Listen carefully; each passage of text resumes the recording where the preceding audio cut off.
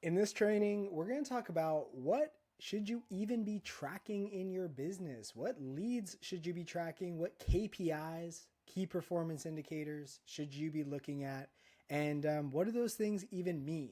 If you don't know who I am, I'm Dr. Ray Gorman, physical therapist, owner of Engage Movement, company that helps coaches and rehab professionals break free from traditional models and build a life and a business that really reflects their values, their beliefs, and doesn't tie them to a schedule. So, as you kind of evolve in business, it's going to be important for you to start to understand your numbers, know how many leads you're getting, know your conversion percentage, so that you actually know what to target and what to work on, what to improve. So, I'm going to take you through a little framework that we use within our business and that we teach to our clients. First is kind of these first three steps. So, what variables are important? What should we even be calculating? And then, how do we identify and create a plan of attack? So, let's look here. The variables that are important here are the number of leads. So, what is the total number of people that are kind of coming into my business, submitting information, opting into forms, opting into different CTAs, different lead magnets, things like that? Those are our leads. Then we're going to look at the number of prospects, right? That might be somebody who books a discovery call, a strategy call with you. The thing I want to touch on here is that everybody is going to have slightly different definitions of these.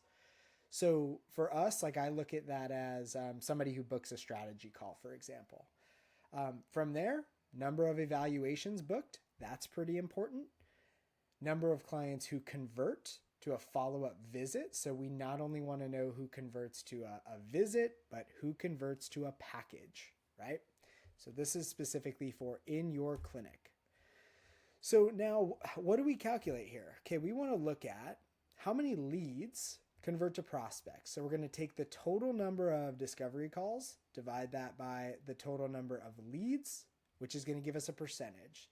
So if we had 100 leads and 10 of those booked discovery calls, we have a 10% conversion process to leads. So now we know that for every 100 leads we get 10 discovery calls. It starts to make our business predictable. How many of those discovery calls or those prospects convert to evals? Well, we're going to do the same thing. We do number of evals. So let's say we had 7 evals. We had 10 discovery calls in that month.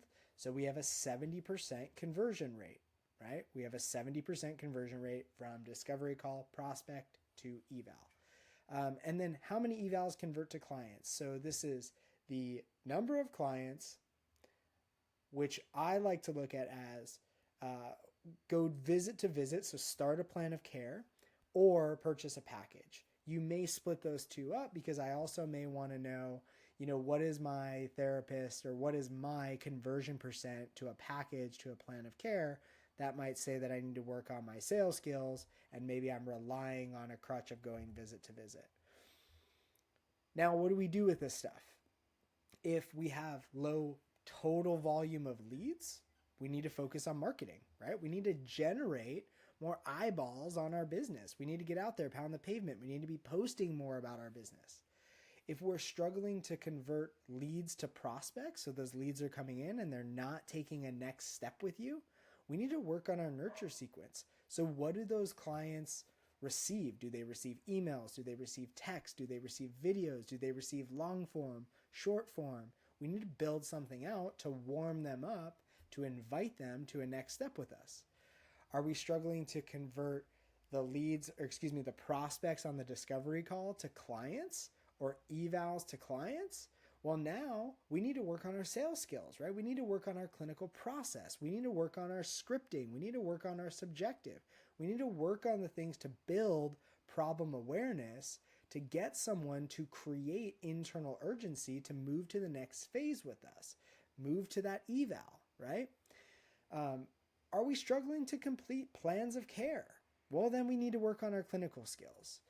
So the thing that I want to make sure that I say about KPIs, because the internet can make you feel really bad about not knowing your KPIs. When you are just starting out your business, don't worry about this stuff.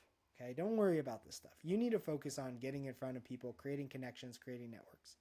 Once you get to the point where you're at $4,000, $5,000, $6,000 a month, now I think it makes sense for you to start looking at your numbers a little bit more. It makes sense for you to start spending some time on the back end of your business and understanding those things.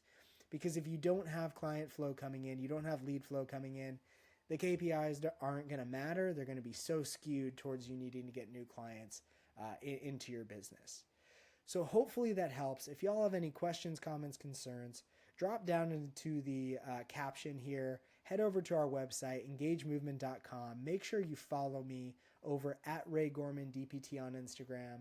And if you want, I want to invite you to book a strategy call with me where we can just chat. We can talk about a game plan for you, see if we can help you bring your business to the next level, or even just establish your business if you don't already have one.